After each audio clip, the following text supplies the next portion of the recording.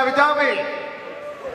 Very pleased to be here with you again, another year. Thank you very much to DCT Abu Dhabi for having us back as well. You guys always put on a good show, always good support as well. We have a great afternoon ahead. Before we get to the weigh-ins, we've got 3 very special guests. I need your help, folks. I need you to make them feel very special, very welcome. They've already had an incredible time in Abu Dhabi. Let's make it even more special for them right now. Couple of housekeeping things. I'm going to kick things off with these guys. I have that privilege, so I'll get a couple of questions going. While I'm doing that, there are 2 microphones on the left and right side of the building. Please, as soon as you can, get lined up so that I can get you guys involved, so you can get your questions asked to the fighters.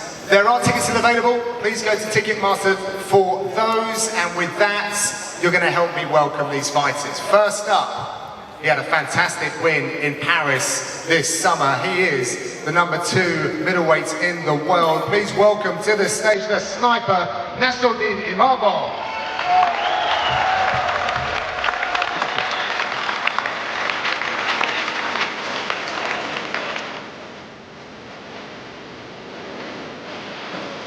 Next to the stage, big warm welcome. He is the #3 light heavyweight in the world. He is Blackjack Carlos Ulberg.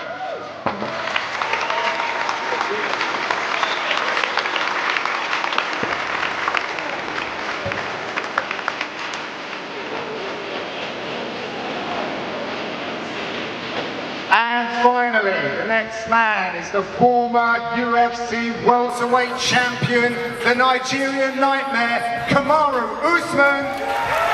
Let's go, come on, keep it going, keep it going. Let's get some noise until he gets in his seat. Thank you very much, thank you. Great to have these guys here. Carlos, you're messing up my order here, brother. I'll get told off if we don't have it that way. Good to see you, bro. All right. If you don't mind, fellas, I'm going to start with Kamaru. He's just joined us on stage. I'm liking the shades, by the way. Thank you, appreciate it. Now, we were just talking backstage. You haven't had downtime in Abu Dhabi before. It's always been a business trip. Can you tell us what the difference is like for someone that comes to this part of the world for a business trip as opposed to what you got going on this week? I love it, being here in Abu Dhabi, also all in the UAE. The 2 previous times I've been here, I've had to compete. First time in the bubble, which I'm sure that sucked for everybody, being locked in a hotel room and competing. And then the second time was, what, 2 years ago when I had to come here on short notice versus Hamza. So now I'm getting a chance to see the country, see the people. I love it, I love the infrastructure here. You also have been doing, I think that deserves a round of applause for sure. A little bit of TV work this week with some of the guys from my neck of the woods back in the UK, so I love to see it, but that is of course only a little bit of the broadcasting stuff you're doing these days. How much are you enjoying that side of your life now? A little bit, but I still enjoy punching people in the face. So I like that a little bit more. I feel like you just said that as a warning to me to make sure my questions are okay. Maybe, right? Maybe. I tried to take your job this morning. Emotional win versus Buckley last time out. Using some of your words, you've said you had to climb a mountain to get back in there. From a personal standpoint, where does that victory stack up against the other great wins that you've had? It was a good one because, you know, when like these guys up here, like Nassourdine and Carlos, when you're really ramping up and you're on that wave, you start to, each win starts to be a booster, a confidence booster. So it starts to give you that belief in yourself that you've done the work and that you have what it takes to be the champion and for a long time. And so, which is a great thing to have. But then once you start to really put in the miles on your body and then suffer a defeat, it kind of puts that into question a little bit. And so being able to take time off, which I have done in 20 years of my athletic career, being able to take a little time off, work on whatever I needed to work on and come back and still compete with some of the top in the division. It was a real emotional moment. Yeah, we definitely saw that in the post-fight press conference, and you did an article with MMA Fighting, or rather they wrote an article with you, and you've got a roadmap of what you want before you kind of move on to the next stage of your career? Just remind us of what it looks like.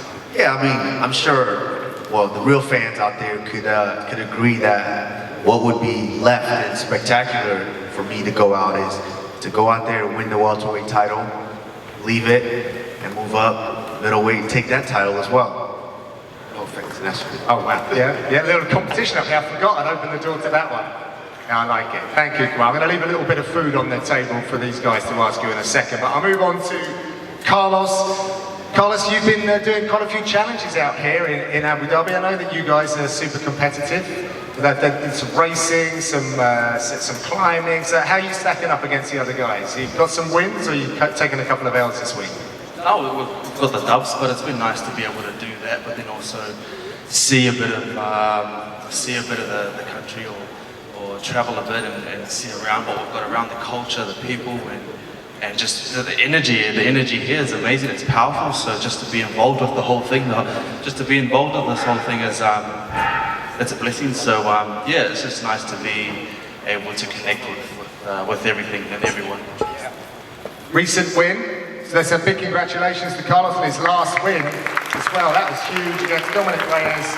Round one, a little bit of bonus change in your pocket as well. And you got to fight a little closer to home too. I mean, that main event spot though, how different was that for you? What was it like being the man on the poster?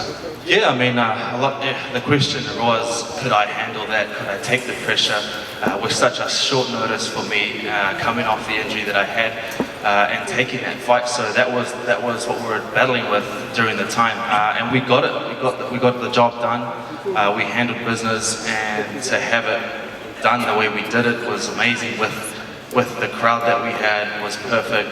It being so close to home, and my family were there. Everything was just worked out perfectly. Love it. Again, I'm going to leave some of the other questions to the fans. Someone else had a great win this summer, Nassourdine Imavov. What a great performance that was against Caio Borralho. Congratulations on that win. You looked super confident. The whole team, coach, yourself. It was a bad night for the Brazilians. The French did super well. It was an absolute privilege to be there. Now that fight is done, how are you feeling? What are you feeling should be the next step in your career? I think we have some translators here for you. They didn't get this man a microphone? I can do it. Okay. Я на русский переведу, да, Насsourdine? Была отличная победа у тебя в Париже. Это была плохая ночь для всех бразильцев. Они там не совсем хорошо себя показали. У тебя была отличная победа. Какие сейчас ощущения после того, как ты вышел на такую победную серию? Хорошо себя чувствую после победы. Маленькие травмы есть. Окей. Так, маленькие есть травмы. Сейчас я их лечу. Ну, в общем, хорошо себя чувствую. Отдыхаю и скоро уже начну опять подготовку.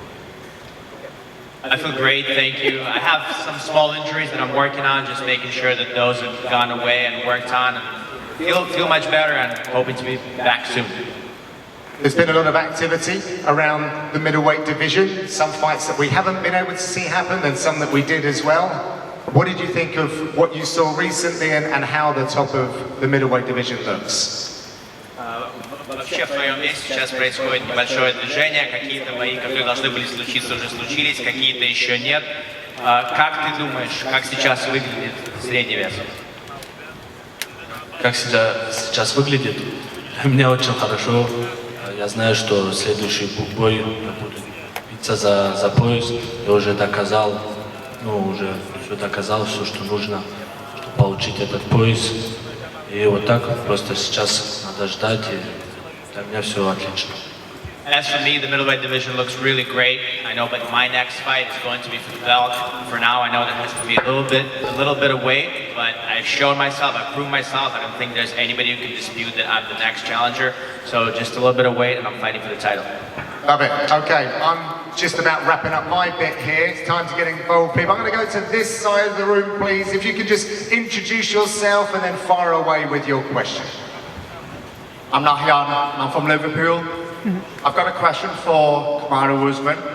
you feel a little bit aggrieved that at one point there was 3 African champions holding the belts, but even that didn't get a card over in Africa? And is there an African fighter that we should look out for in the future? And also for Imavov, you're obviously next for the belt. Is there a specific venue that you want to fight Hamza at? Yes, I mean, it's a little tough because we would have liked to do something as massive as that, as going back to Africa and really being the first to groundbreak the UFC in Africa. But unfortunately, you know, on the other side of the sport now, promoting as well, I understand that it's a lot of logistics that go into play when you're breaking into a new country and a new territory. So unfortunately, we didn't get that done, but you know, I'm still here. Still got some tread in this tire, so hopefully in the next couple of years we can do something like that. And of course, you know, I'm also on the forefront of promoting as well with my promotion in AKO, which is you know, all African league right now, and trying to really promote and build some of these fighters that we can potentially get into UFC. But to your last point, fighters, African fighters to watch out for, I think Atiba right now is you know, looking phenomenal. Just a start just as impressive as Francis Ngannou start in the UFC. It's almost like right on track with that. So you know, that's a guy that's impressive right now to watch. Une question pour toi, du coup, ton prochain combat contre Hamza, est-ce qu'il y a un endroit idéal où tu aimerais que ça se passe? Un endroit idéal, peu importe, comme j'ai dit, je veux c'est la ceinture. Je me suis entraîné dur pour ça. Et voilà, c'est peu importe. It doesn't matter the place, you know.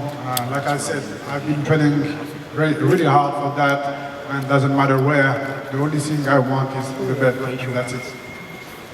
All right, going to kick it over to this side of the room. The man in the black t-shirt, introduce yourself and fire away. Jamal Pearce from Sydney, Australia. My question is for Carlos here. Mate, I run a promotion in Australia, fighting promotion called The Hood Contender, if you're familiar.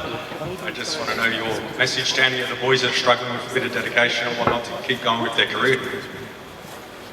The Hood. The Hood Contender. We are a little bit of a backyard. Oh, nice. You know the one? I don't actually. Instagram it. I will. You know what it is. I mean, I love my fellow people from Australia. We all, whenever we travel abroad, we always stick together. So, all big love to you guys. We were there in Perth to witness your knockout too. Congrats, bro. You brother. Carlos, it was one of his points was, what would you say to a fighter that was struggling with that, just getting out the blocks and like getting things going, putting things together? Yeah, just sticking to what you're good at, but then also I think the biggest thing for me was learning of just anyone, just watching people watching, or even just doing the hard work, which is study and make it your craft. Stuff out of the gym. Thank you. Nice one. Yes, bro. Thank you very much. I go over to this side, the gentleman in the grey t-shirt, your name and your question. Hi, my name is Shayesh. Firstly, I'd like to congratulate you on all your success over these years. You've done a lot in the sport. And secondly, what are the odds that you'll be a part of the White House event? That's a question.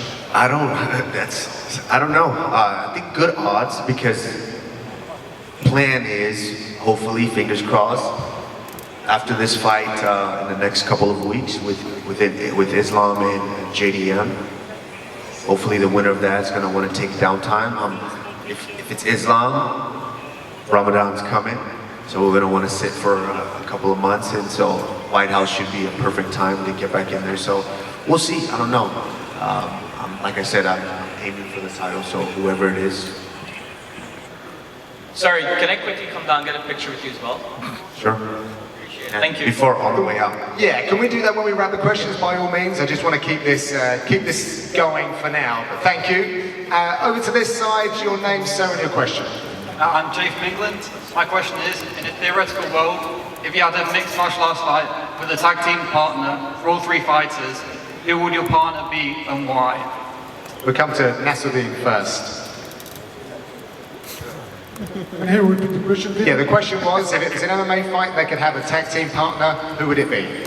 One, only one? Oh, come on, man. Yeah, just one. Si tu dois avoir un partenaire pour un combat en équipe, du coup, en MMA, qui ce serait ton partenaire? Si on prend les combattants UFC ou c'est quoi? J'ai Que tu veux. des très bons partenaires, déjà avec qui je m'entraîne. Un partenaire d'entraînement, Ahmed Salamov, qui est un excellent lutteur. Au striking, j'ai mon grand frère et puis d'autres bons strikers. I will take my team, you know. I will take my older brother, I will take my sparring partner, Ahmed Salamov, and that's it. Okay, I like it. Carlos, are you taking it to the octagon? I'd like to bring back Kevin Juicy. You know, the guy, he's a Kiwi fighter. He was just released, but he's amazing. He's an amazing MMA fighter, and he had a great knowledge of MMA. Your French friend down here as well just enjoyed that. Just enjoy that one. Kamaru, who are you taking into the octagon with you? I'm gonna make it easy for you guys. I'm taking Francis Ngannou or Tom Aspinall. Either one. I'll let them do the work. I'll just sit back. Nice one. Coming over to you, sir, in the black t-shirt. Your name and your question. Assalamu alaikum. My name is Slade, and my question for Uthman. Uthman, who is your favorite UFC fighter? Right now, big thing with me is coming up in the sport. I wanted to learn, so I'm such a fan of the sport, and I'm a fan of some of these new guys. Well, not new, but like Nassourdine Imavov sitting up here. I'm a fan of his work. I'm a fan of how he's growing as a mixed martial artist. A fan of Ilia Topuria. I think right now one of the most exciting guys to watch. Atiba, just a bunch of guys. I'm just a fan of the sport. Could I take a photo with you, please? Sure, awesome. At the end, yes. Old school favourites, Usman. Who are you going with? Like legends, little veterans of the game. Veterans of the game, favorite, I would say, for me, it was always a mix. Rashad Evans and Anderson Silva. That's two good choices right there. Love it. Coming over to you, sir. Your name and your question. Hi, my name is Abdi. I'm from Seattle, Washington. My question is for Usman. So you and Belal Muhammad have had a lot of beef on social media. You guys did a lot of back and forth, and you had a lot to say about him on your podcast. Why are you not getting in the octagon with him instead of Ian? Well, we didn't have a lot of back and forth. It was just a lot coming from him. I just think he's a dork, and you know what you do with dork is you ignore them. Because, and this is a question, I like that question. This is the thing is, for someone like myself and Belal Muhammad, right now Belal Muhammad is ranked what? #1 in the division, and I'm below him. I'm looking at the title. I've been where he hasn't been.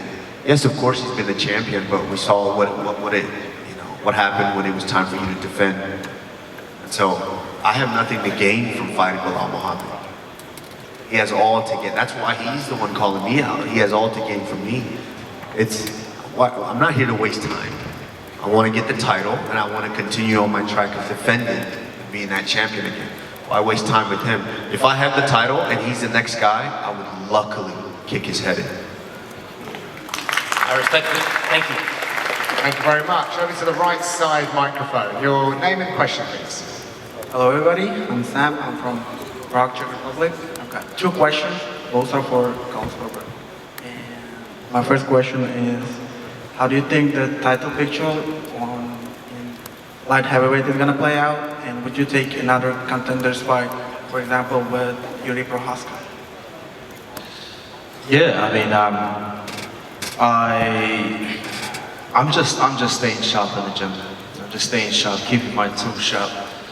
And when the UFC call, I'll be there. Whether it would be for the title contender with either Yuri, or to fight for the belt itself with Alex Pereira, that'd be perfect. That'll be the perfect matchup for me. I think that's what the fans want to see is fresh blood in the division. I think that's what the division needs, is someone new, someone different, someone they haven't seen before to fight for that title. Appreciate it. And the second question is, Shama or no Shama? Always Shama, brother. Always. Shama! Picking it back over to this side. Yes, sir, your name and question. Hello, I'm Amr, and my question is for Kamaru Usman. So, my question is, what's harder, becoming a champion or being a champion? I mean, I think this is No, actually, being a champion or staying a champion? becoming a champion or staying a champion. For me, I would say staying a champion, because starting to each and every defense, keeping your mindset as I'm trying to get something, I'm trying to get this title, as opposed to where I'm trying to defend the title. Because if you're defensive, we all know as fighters, if you're in a defensive posture, you're letting the attack happen to you. You're trying to defend yourself from it. But if you're attacking on the offensive, then more spectacular things happen. So I would say it's defending that title. Can I have a second on that one? I'm certainly not going to disagree with you there, but what if you know what attack is coming? Because when you're the champ, you kind of know who you're going to face, right? Whereas on the way up, there's always this kind of jostling for position to try and get there. That's true, you know that, but the crazy thing about this and why we love this sport is anything can happen. Even if you know you're going to whip someone for 24 minutes and then get kicked in the head in the last minute. Anything can happen. Gotcha. Great question, thank you very much. Going to throw it over to this side. Your name and question, please, sir. Hi, I'm Naeem. My question is for Kamaru Usman. First, I want to say thank you for stepping in 2 years early on short notice. I was at that card and we were looking forward to that fight. I'm so thankful that you saved it. My question is about how do you deal with trash talk? So you fought Colby and like Masvidal, who always like chat loads of shit.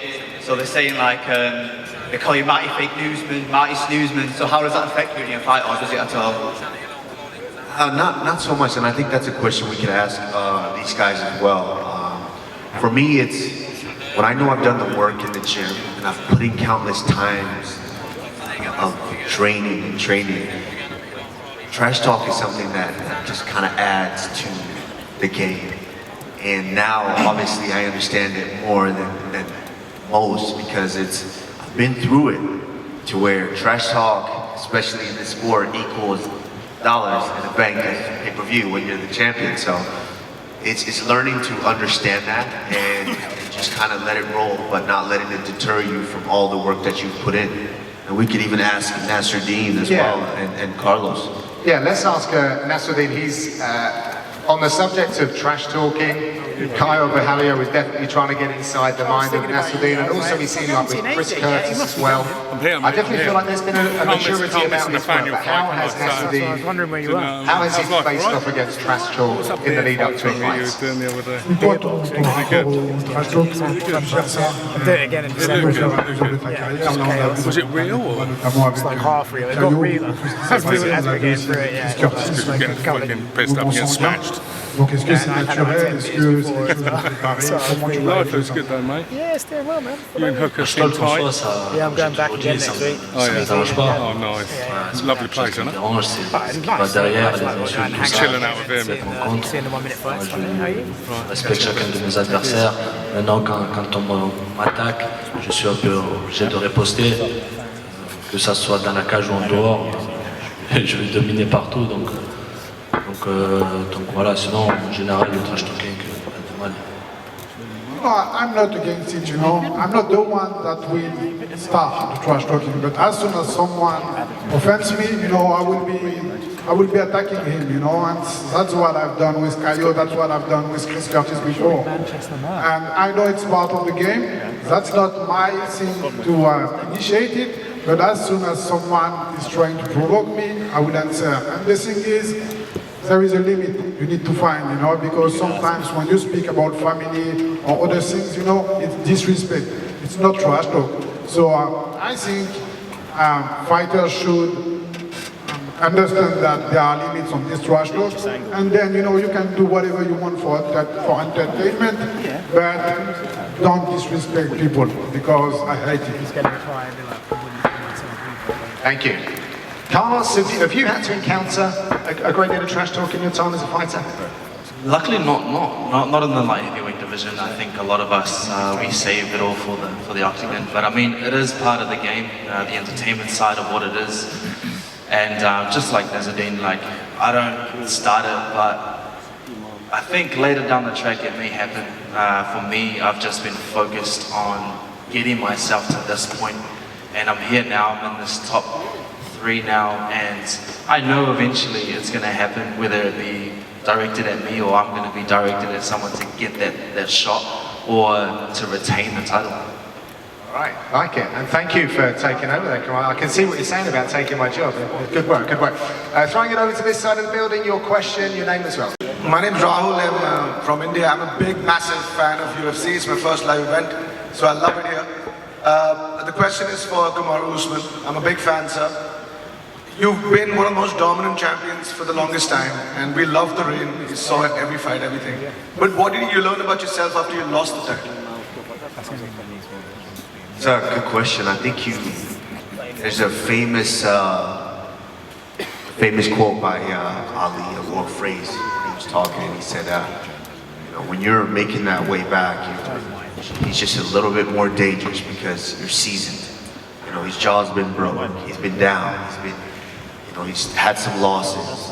That makes you a very, very dangerous guy, because to get back up from a loss and say, I'm going to work harder to get back here or get back to the top is incredible, and it just proves how resilient one can be, and that championship mindset can be as well. And I'm sure these guys can attest to that, because we've all suffered a loss, and look at these guys, they're back up here at the top of the division, so I'm sure they could kind of speak to that. Yeah, Carlos, you were reignited after you suffered a loss in the octagon. What was it about that experience that you can be reflective about? Yeah, I think I was winning until I wasn't, right? And for me, it was like the adrenaline dump and being so new and put in the deep end pretty quick. I came in pretty green. I was a kickboxer that just got put into it during COVID, and those times were crazy where they were just like, hey, jump in here, let's do it. We made the decision to just go in and put our eggs in that one basket and see what comes from it.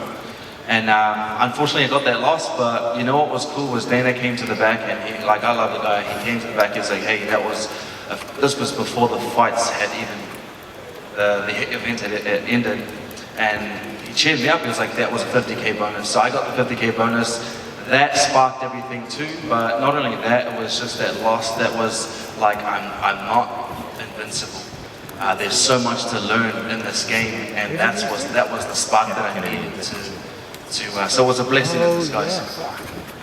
Nassourdine, I know that when you suffered some defeat, you made a lot of changes, which I think we can all agree have been very positive for you. So can you talk about that experience of losing inside the octagon, but then turning that negative into a positive? On a expérimenté chez toi, Nas, avec tout ton changement, où tu as tourné les défaites en quelque chose de positif, en remaniant tout autour de toi. Qu'est-ce que tu peux nous dire à propos de ça? Du changement qu'il y a eu autour de moi, ça. Le fait de rebondir après une défaite et de reconstruire pour être meilleur. J'ai compris que tout était là, tout était dans la tête. Tant que tu es bien dans la tête, tout se passe bien. Si tu vois que tu n'es pas au bon endroit ou que voilà, tu as un changement à faire, il faut se lancer, c'est un gros risque. Voilà, la vie c'est un risque, et j'ai fait ce challenge-là et aujourd'hui tout se passe super bien pour moi. No, I understood something very important is that everything is in your head, and when you feel comfortable in your head and you feel good with your environment, then you will be good inside the cage. So that's why I took a big risk, I changed everything around myself, and it's a big risk, but life is a big risk also. And I made this choice, I took this risk, and I constructed around myself everything after my defeats, and now you can see the results. You need to take risks in life, and you mainly need to surround yourself with the right people. That's very important. to perform at the highest level. Great question, thank you very much. I'm going to kick it over to this side. Your name and your question, please. Hi, I'm Alex from Spain. Question for Kamaru.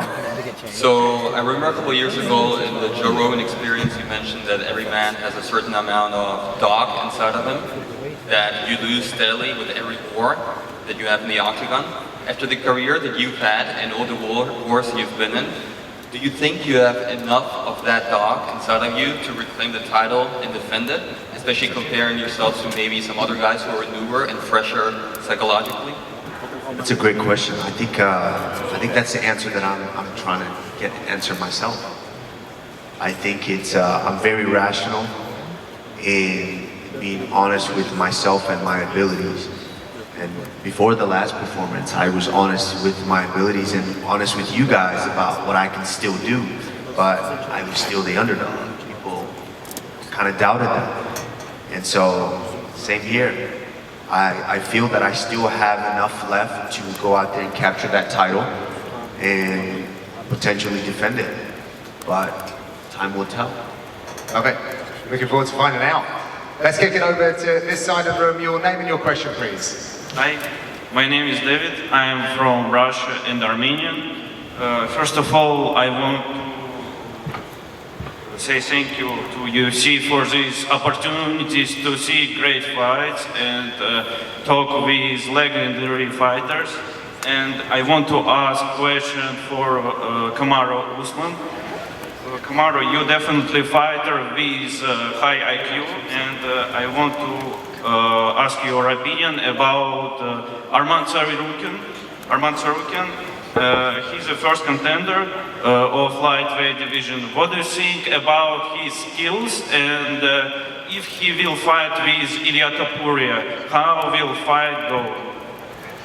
Well, it's a good question. I think there's a few, like I said, I'm a fan of the sport. There's a few fighters right now that I think have grown so much, especially with the fight IQ. And that means making the right decision at the right time. Arman Tsarukyan is definitely at the top of that list. Also, Nassourdine Imavov, I believe, is at the top of that list as well.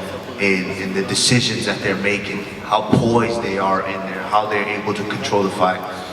Now, for a fight like Arman and Ilya, it's very hard to doubt Ilya because everything he said that he was going to do, he's done, correct?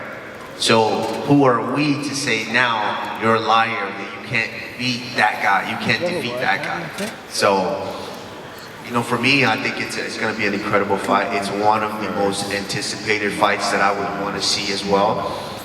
Also with Nassourdine Imavov and Khamzat Chimaev, that's a highly anticipated fight, and potentially, or Ilya versus Justin Gaethje. These are three fights that I want to see 2026. Great, thank you very much, and I hope you have a great experience this week. Kicking over to this side, your name and your question, please. My name is Karam, and my question is for Kamaru. If you could make a dream team of 3 UFC fighters for a street fight, who'd make the team? Right now? Right now. Or of all time, all time. No, that's harder. All time, there's just so many guys. We could do present. Okay, let's do present. Right now, I would say Tom Aspinall for one. Let him He's go a nice guy for a street fight. Come on, we still have him though, big old boy. Yeah. Tom Aspinall. Coming down the list, I would say probably Alex Pereira as well. And I would say, maybe Nassourdine Imavov. Oh, hello. You know, guys that like to throw hands. Thank you. Great stuff, thank you very much. Coming to this side of the building, your name and your question, please. Oh, hello, my name is Rin from Nairobi, Kenya, and I have a question for Usman and Carlos Ulberg. First, Ulberg, after Alex Pereira reclaimed the strap for light heavyweight, and there are talks of him moving to heavyweight. Which matchup do you prefer, you versus Pereira or you versus Iri for the vacant belt? Yeah, I think that's the question that everyone's asking right now is, and I think that question in itself is, we don't know where it's heading right now. I think in the next coming weeks, soon know, but for me, I personally would want to fight Pereira. If you beat someone like Pereira, then that means you're the man. And that's why I'm in this game, is to make sure I'm at the top and to state your legacy. That's it. I've already filed Usman, how do you think the fight in November will play out? Islam versus JDM in the MSG. How do you think it will play out? It's a very, very intriguing fight. JDM is growing at a rapid pace, and we all know what Islam possesses, and we know how good Islam is. So I'm intrigued about that fight. I don't think, because I feel like some people are kind of, initially when that fight was being announced, people were like, oh, Islam's gonna do this, Islam's gonna take care of him, or JDM's too big.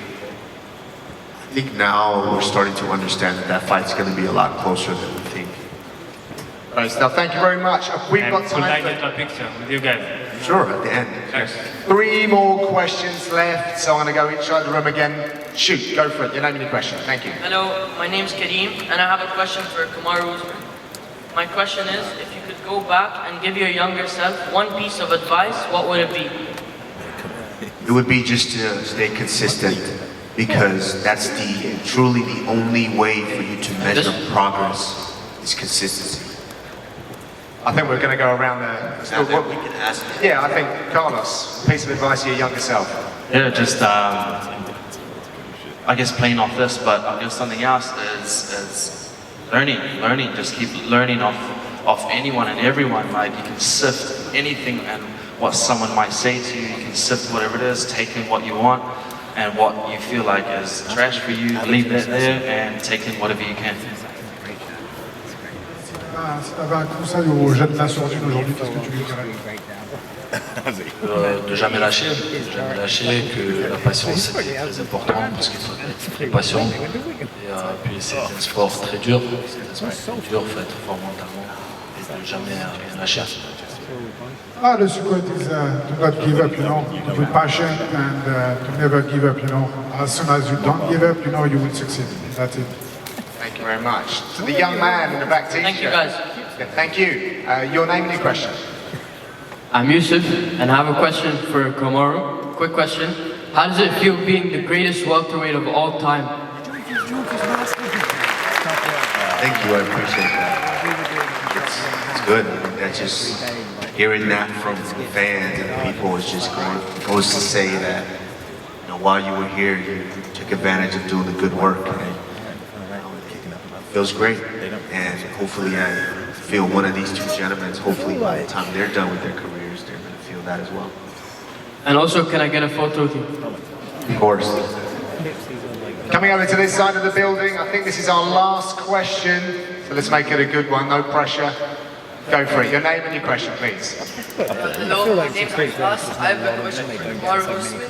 Who is your toughest opponent in the UFC, and what made that fight so challenging? My toughest opponent in the UFC, I would say,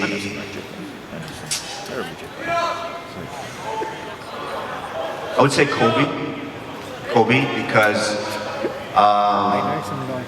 that first fight with Kobe, I hadn't dealt with so much trash talk, so much the negative energy. Of course, when you're going into each and every fight, it's a tough one. You want to go out there, you want to be victorious, but that fight brought out the fighter in me, because from the opening bell, I said, I don't care what happens in here tonight, I am trying to hurt this guy. And it wasn't necessarily using fight IQ. I think towards the end of that fight, I started to put it together, but the first 4 rounds was, all right, I'm gonna hit you, you're gonna hit me, but you're gonna fall down first. But that's a question I would like these guys. Yeah. Let's go down the line. Carlos, your toughest opponent. Yeah, for me, I think the toughest to prepare for the preparation, I guess, is the thing is when you're in the gym, having your camp for whether it be 8 to 12 weeks, it's preparing for that particular fighter. And for me, it was Jan Bohovic. He's a tough fighter. He's a very game opponent. He's been the champ before, and and he's got the experience on his hands. So he was someone that we had to make sure we had a good game plan against. Moi, l'adversaire que j'ai eu le plus dur, c'était Adesanya. Malgré que ça se finit au deuxième round, le premier round, il avait un bon coup d'œil, très vif. D'ailleurs, pour tous ceux qui disent qu'il est fini, il n'est pas fini du tout. J'ai senti très fort, et puis le combat le plus dur, c'était mon premier combat à l'UFC.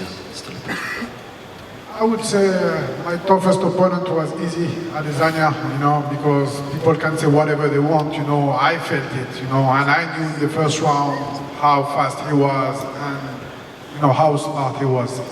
And I think my toughest fight was the first one when I entered the UFC, you come to the big league, you have big challenge.